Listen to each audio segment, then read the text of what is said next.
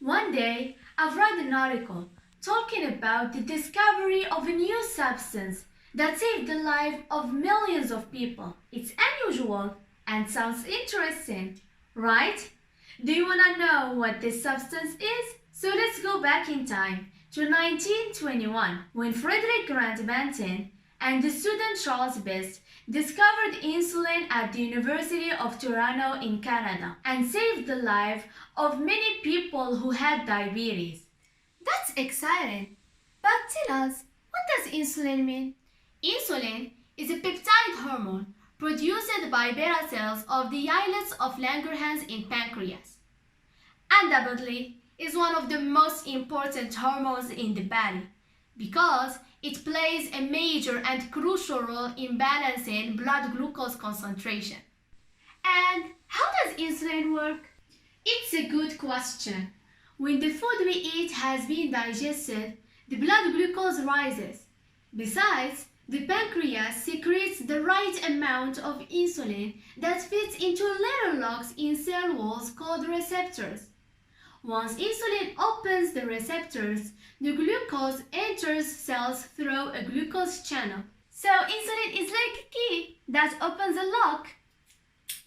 But what happens if the body is unable to produce insulin? This is what we call diabetes mellitus, or simply diabetes. It's a chronic disease that hasn't been cured yet, but it can be managed. It has two main types. Type 1 is an autoimmune disease. The pancreas cannot produce insulin, so it must be managed by insulin injections. Type 2 is characterized by insulin resistance. The pancreas produces insulin but in small, insufficient portions. This type can be managed by lifestyle changes or medications. Now, let's do an experiment. I measure with the glucometer the level of blood glucose for two people, knowing that one of them has diabetes. As you can see, the blood glucose is normal for the both. Each person will eat an apple. After 2 hours, I'm going to repeat the same process. Oh, 2 hours passed.